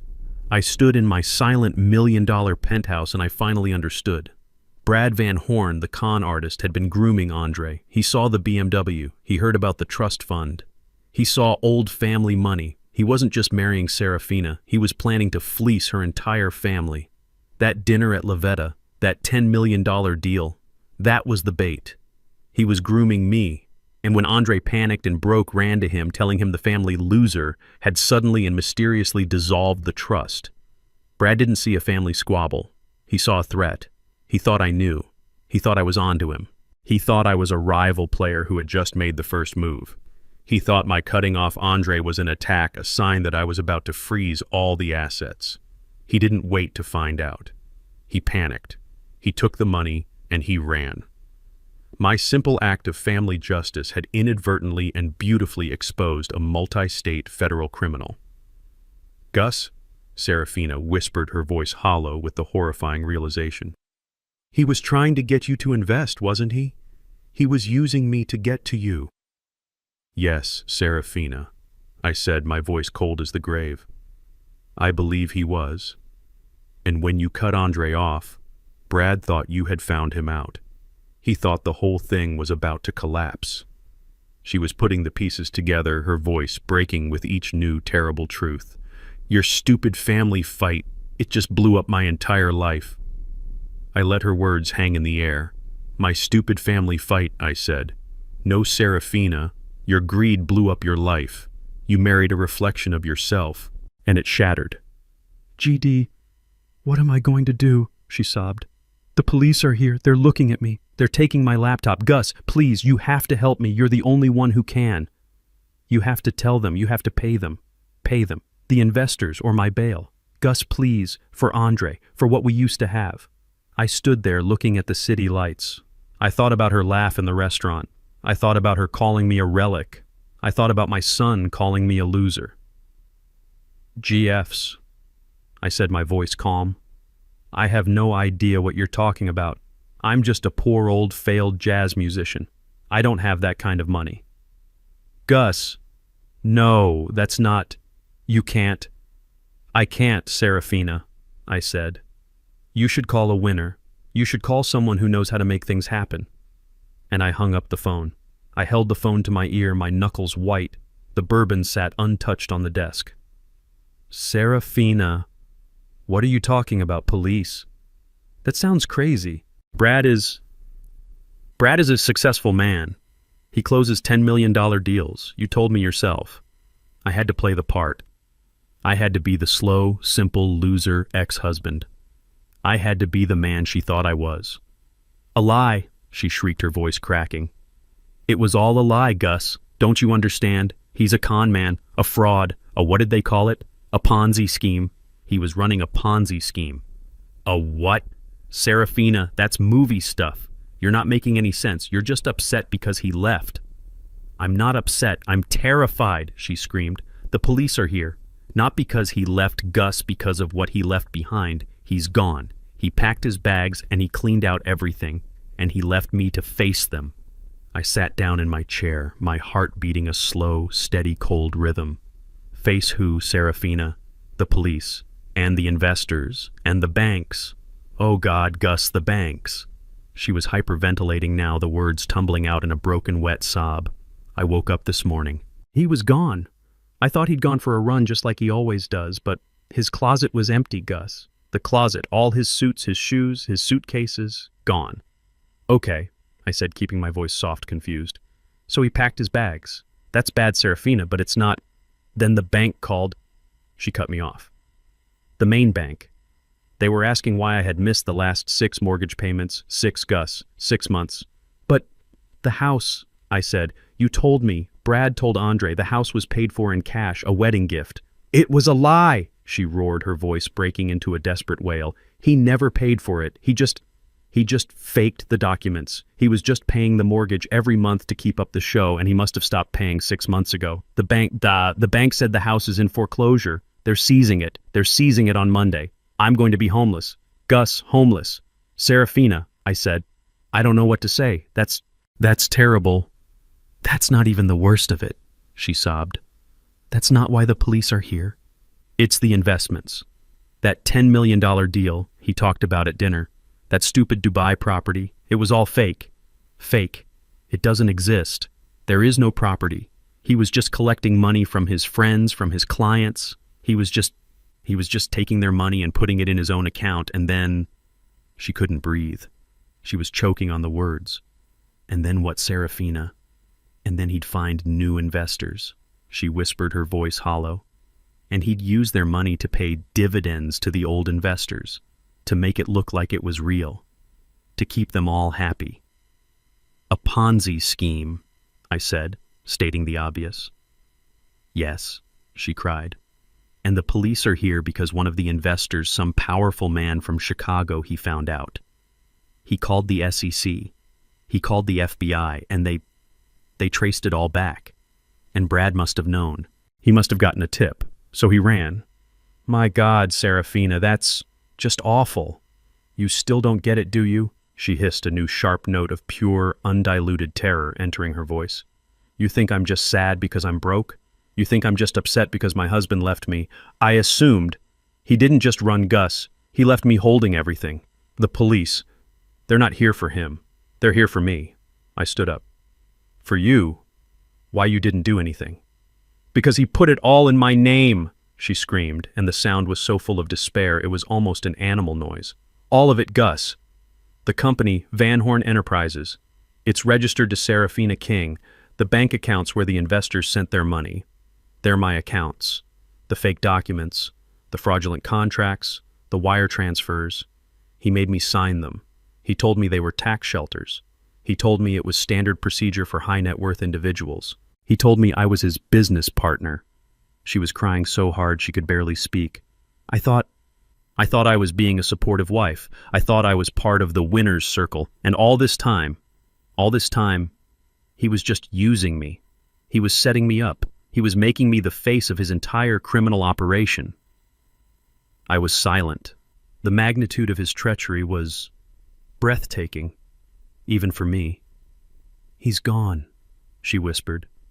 He's probably on a plane to some country with no extradition treaty. And I'm here. I'm broke. My divorce settlement from you, he invested it for me. It's gone. My new money. It's gone. And I'm about to be arrested. For fraud. For conspiracy. For God knows what else. They're looking at me right now, Gus. The detective. He's staring at me through the living room window. He's just staring. She was right. The man wasn't just a con artist. He was a professional. He had found the perfect mark. A woman so desperate for wealth and status, so blinded by shine, that she would happily blindly sign anything he put in front of her just to be part of his world. And he had just pulled the ripcord, leaving her to take the entire impact of the crash all by herself. "Gus," she said, her voice suddenly small, the voice of a terrified child. "Gus, please, you have to help me. I didn't know. I swear to God I didn't know what he was doing. I was a fool. I was so stupid, but I'm not a criminal. You know me. I'm not." "Serafina, what can I do?" I asked, my voice still the picture of the confused, overwhelmed old man. "The police are there. This is millions of dollars. I'm just a musician." "No," she snapped. "No, you can get a lawyer. A good one. You must have some money, your savings. The house in the West End, you can mortgage it. You have to, for Andre. If I go to prison, what will happen to Andre?" Ah, there it was.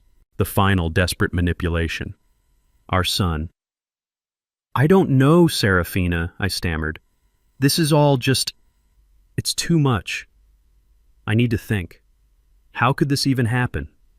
I was playing my part, but as I said it, a new cold thought entered my mind. A question. A real question. She was right. Brad was a professional. He had been running this scam for months, maybe years. Why did he run? Why now? Why this specific Saturday? This wasn't just a random collapse. Something had spooked him. Something had made him abandon a multi-million-dollar scam and his perfectly placed scapegoat. Something had made him run. I looked at the burner phone in my hand. I thought about the dinner. I thought about Andre's desperate, angry face. And suddenly I knew. I stood there holding the receiver of the burner phone, my bourbon sitting untouched on the desk. "Serafina," I said, and I made my voice sound slow, halting, confused. The voice of the old, simple man she believed me to be. "Serafina, this is terrible. I can't believe it, but I don't understand. If he was running this big scam, why would he run now? This morning, if the police were just now getting involved, why not last week? Why not next week? It doesn't make any sense." There was a sudden sharp silence on the other end. The hysterical gulping sobs stopped as if someone had thrown a switch. I heard her take a single ragged breath. "Wait," she whispered. The word was hollow. "What? What did you just say?" "I just said I don't understand why he would leave today." I repeated, playing the part of the confused old fool. "It seems so sudden." "Sudden," she repeated. Her voice was flat. "Yes, it was sudden. He was fine last night. He was fine. He came home from the office, we had dinner. He was laughing. He was talking about his big deal. He was perfectly fine. And then, I could hear the gears turning in her mind, the sound of her world finding its final, terrible logic. "Andre," she whispered. The word was so quiet I almost missed it. "What?" I asked. "What about Andre?" "Andre." Her voice jumped suddenly sharp. "He came here. After Brad kicked him out of the office. He came here last night. He was a complete mess. He was crying. He was yelling. He was telling me what you did." "What I did?" I said, my voice full of innocent confusion.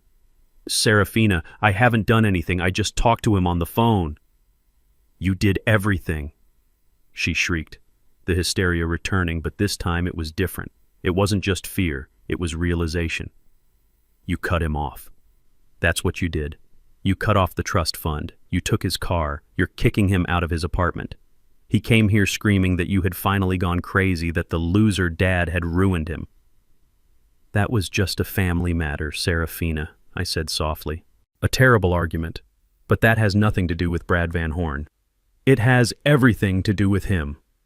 Her scream was so loud I had to pull the phone away from my ear. You fool!" she spat. "You absolute naive, sentimental fool. Do you think he married me for my sparkling personality? Do you think he cared about me? He was using me. He was using me to get to you." "To me?" I asked, and my performance of shock was, I have to admit, quite convincing. "Why me, Serafina? I'm a retired musician. I have nothing." "That's what I thought," she cried. That's what he thought. But that wasn't the point. He didn't think you were rich. He just thought you were stable. He thought you were old money, undiscovered, untapped. She was pacing now. I could hear her heels clicking frantically on her soon-to-be repossessed marble floor. That whole dinner at Lavetta, that wasn't for me. That was for you, Gus. That entire performance. The $10 million deal, the talk about vision, the Bentleys, the Dubai trips, that was all a show. He was baiting the hook. He spent the last 2 months telling me how your son Andre had this mysterious family trust, how that trust was just the tip of the iceberg. He kept asking about you. Does your ex-husband have savings? Does he own that little house outright? He seems smart, frugal. Frugal people always have a nest egg. He was, oh God, he was planning to make me convince you to invest. Her voice cracked. He was going to use me to get you to empty your quaint little retirement savings, all your frugal money, into his $10 million deal. He saw you as the final score, Gus. The loser dad, the quiet one no one was watching. You were his retirement plan. I said nothing. I let her unravel. And then, she said, her voice dropping to a low, trembling hiss. And then after that dinner, after he had laid the perfect trap, his other mark, his son-in-law Andre, comes to him, not with investment money, but broke, crying, panicked. Andre tells him that the trust fund is gone, not just late, not just a missed payment, but dissolved. The bank used that word. Dissolved. He told Brad that his father, you, had just cut him off completely out of nowhere with no warning. She took a deep, shuddering breath. I could hear the police sirens in the background closer now. Gus, she whispered, and I could hear the last pieces of her world falling into place. You have to understand what that looks like. To a man like Brad.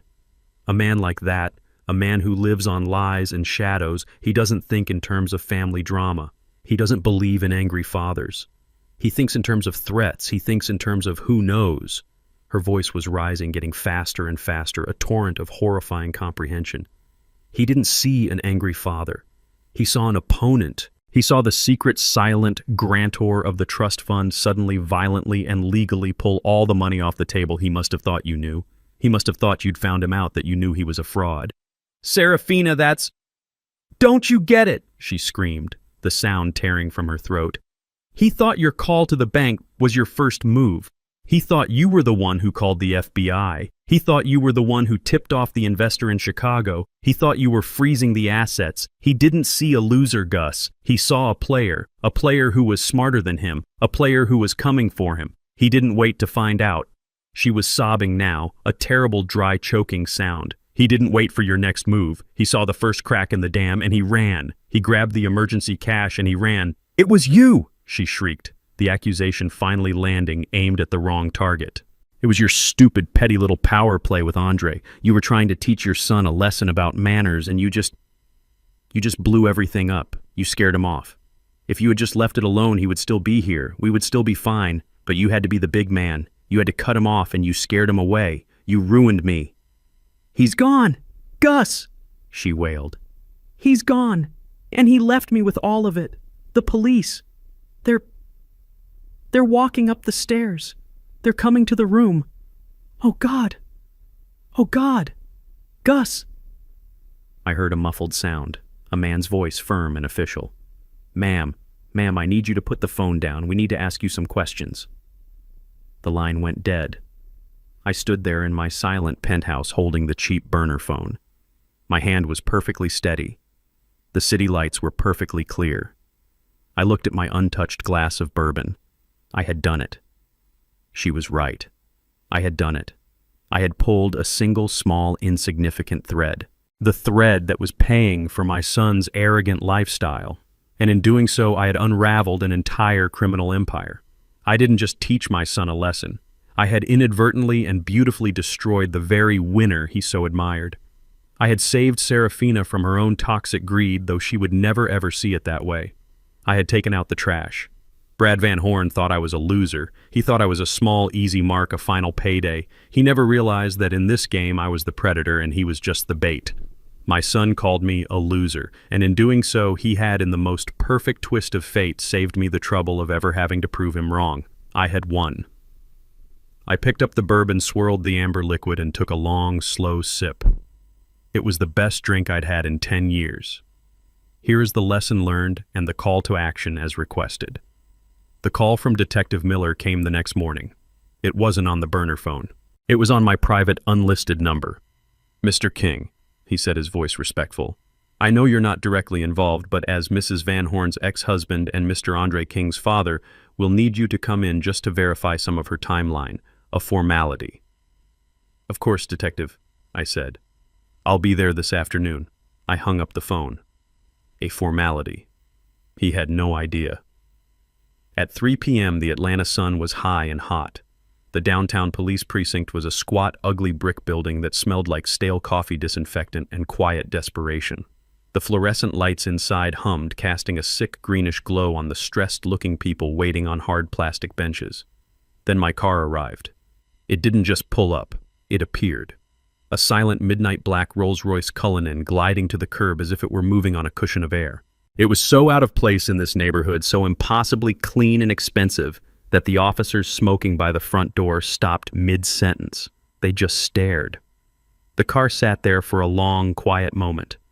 Then my chauffeur, a tall man named James, stepped out from the driver's side. He wore a simple, perfectly tailored black suit. He didn't rush. He walked calmly around the front of the vehicle, straightened his tie, and opened my rear passenger door. I took my time. I stepped out onto the cracked pavement. The man who emerged was not the man my son had screamed at. He was not the man in the old tweed jacket and worn-out shoes.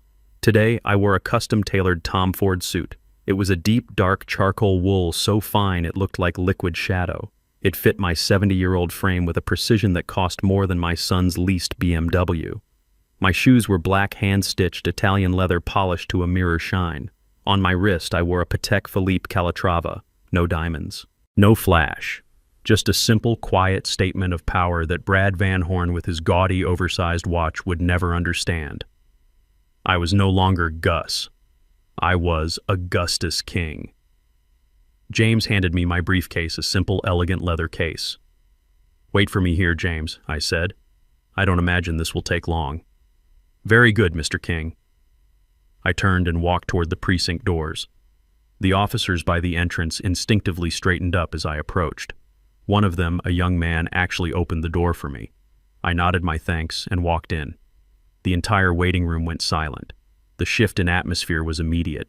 The bored desk sergeant, who had been half asleep looking at his computer, sat up straight in his chair.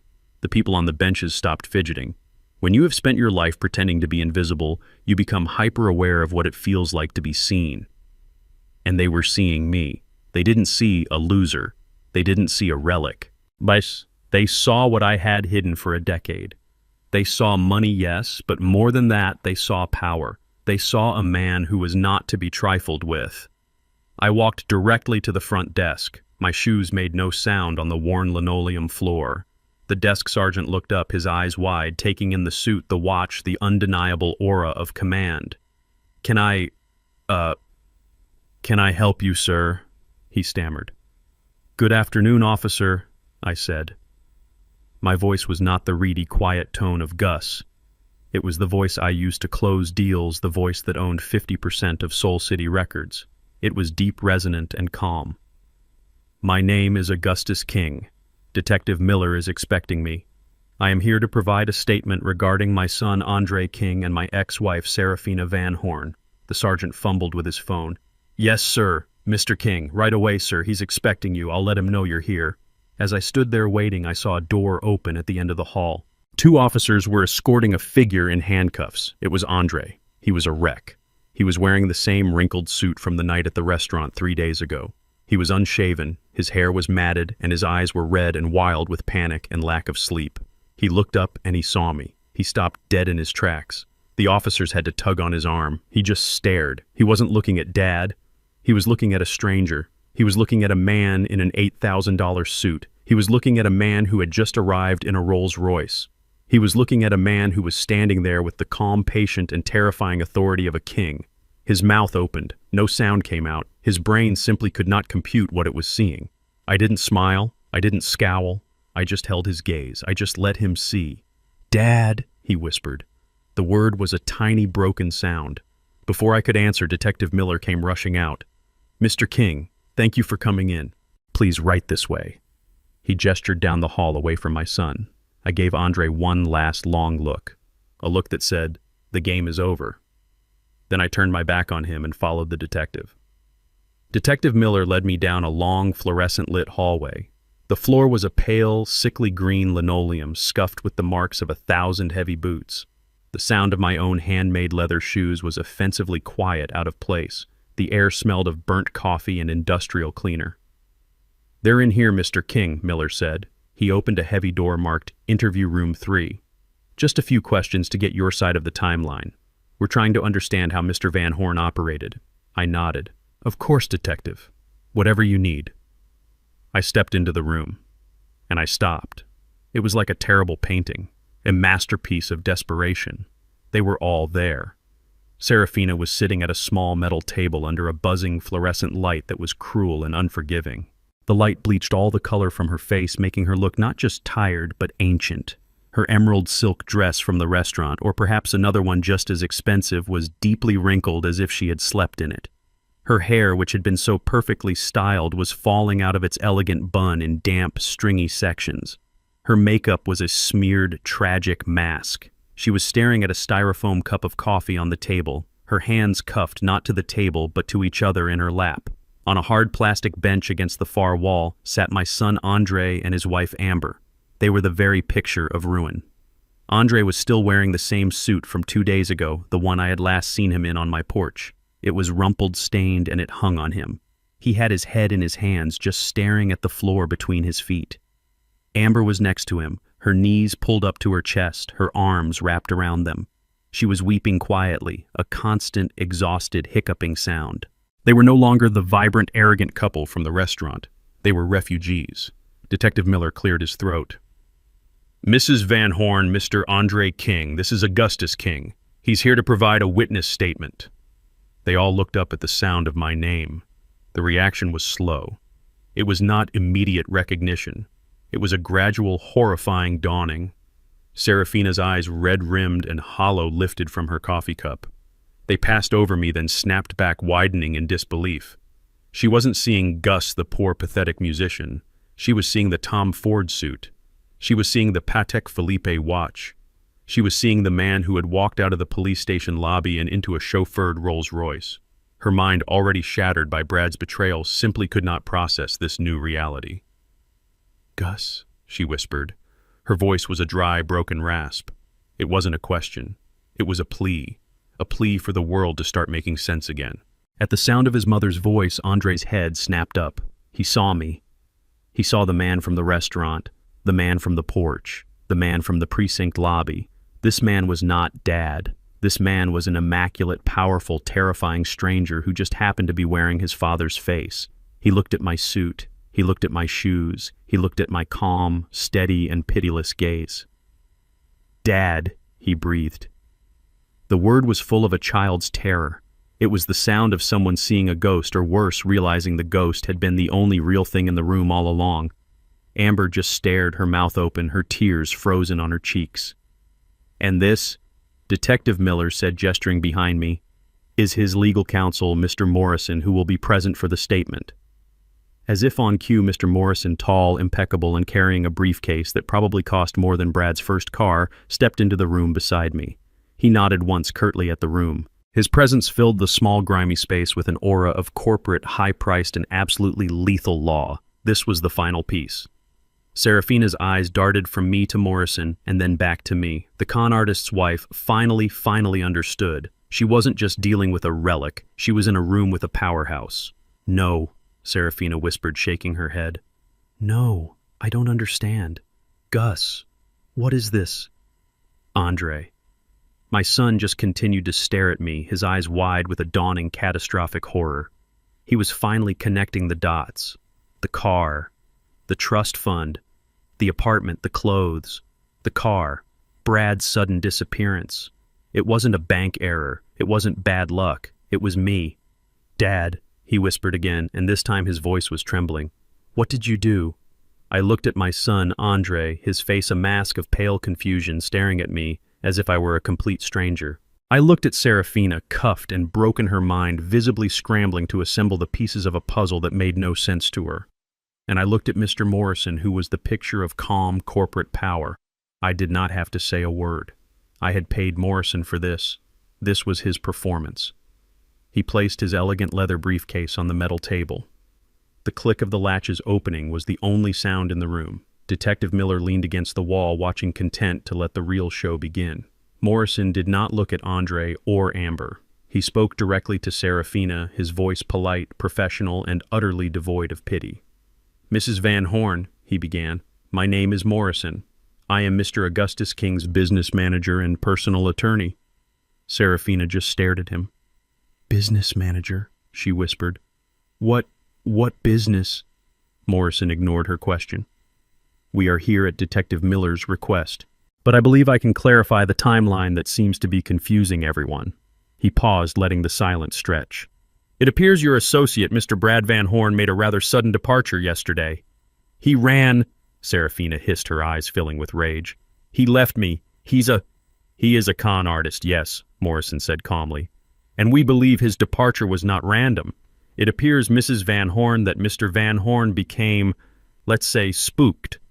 His flight seems to coincide exactly with the moment the King Family Heritage Trust was suddenly and irrevocably dissolved."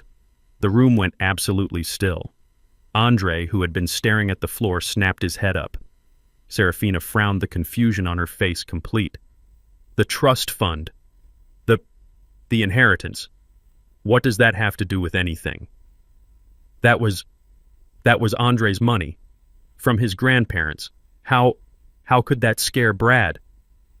I watched her. I watched her mind work, trying to find a new angle, a new person to blame. She still didn't see it. After all these years, she still looked right at me and saw nothing. Mr. Morrison almost smiled. It was a cold, thin expression that barely touched his lips. "No, Mrs. Van Horn," he said, his voice soft, almost gentle, which made it 1,000 times more brutal. "There was no inheritance. There were no grandparents. There was no King Family Heritage Trust." Andre stood up from the bench. "What? That's a lie. I've been getting that money for 5 years, $10,000 a month. I've seen the bank statements." "You saw a name, Mr. King," Morrison corrected him, not even bothering to look at him. "You saw a legal fiction, a name on an account created for the sole purpose of providing you with a discretionary allowance." "An allowance," Andre said, his voice cracking. "From who?" And this was the moment all the tumblers in the lock finally fell into place. Mr. Morrison turned his gaze slowly from Serafina to Andre, and then for the first time he gestured a simple, elegant motion of his hand toward me. "From him," he said. Andre and Serafina both just stared at me. "The trust," Morrison continued, his voice like a surgeon's scalpel, "was funded entirely every single month by Mr. Augustus King. The luxury apartment you live in, Mr. King, is not leased by you. It is owned by a holding company, which in turn is owned by Mr. King. The BMW M5 that was repossessed on Monday was not your car. It was leased by Mr. King's corporation. For the past 5 years, Mrs. Van Horn, Mr. King has been paying for your son's car, his home, his credit card bills, and his entire lifestyle." He leaned forward slightly. "Mr. King was the bank, Mrs. Van Horn. He was the family asset you were all relying on. And last Saturday night, after let's call it a disappointing family dinner, he simply decided to close the bank." Serafina's mouth opened. A small, strange, choking sound came out. She was not looking at me as a fool anymore. She was looking at me in pure, abject horror. She finally understood. She understood that in her blind hunger for shine, she hadn't just married a con man, she had divorced the real money. She had left the king, and for 10 years she had been laughing at his power, completely unaware that her entire new life, her son's entire platform, was still being funded by the very relic she despised. And Andre, my son. He sank back onto the bench as if his legs had been cut out from under him. He was looking at his hands, he was putting it all together. The insult at the restaurant, the cold finality of my voice on the phone, the car disappearing, the money vanishing, the eviction notice. And now, Serafina's total, complete ruin. He understood that his words, his one stupid, arrogant, drunken act of defiance in that restaurant had been the trigger. He had insulted his father, and in doing so he had spooked the con man who was bankrupting his mother. He hadn't just been yelling at a loser. He had been yelling at the man holding the strings to his entire world, and to his mother's. He had destroyed them all. He slid off the bench. He didn't just stand.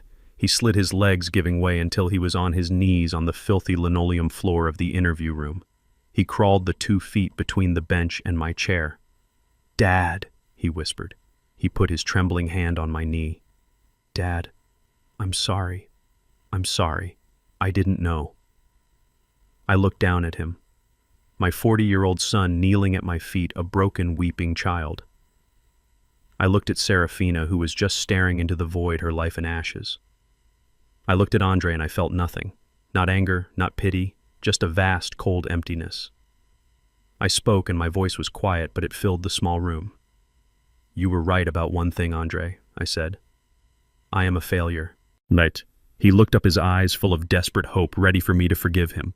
"I failed," I continued, "by letting you believe that life was easy. I failed by protecting you from the world. I failed by letting you think that money just appears, that cars are just given, that apartments just happen. I failed by raising a son who at 40 years old doesn't know how to stand on his own 2 feet. I stood up, pushing his hand off my leg. "You wanted a winner," I said, looking down at him, at Amber, at Serafina. "You wanted to be around someone who makes things happen." I straightened my Tom Ford suit.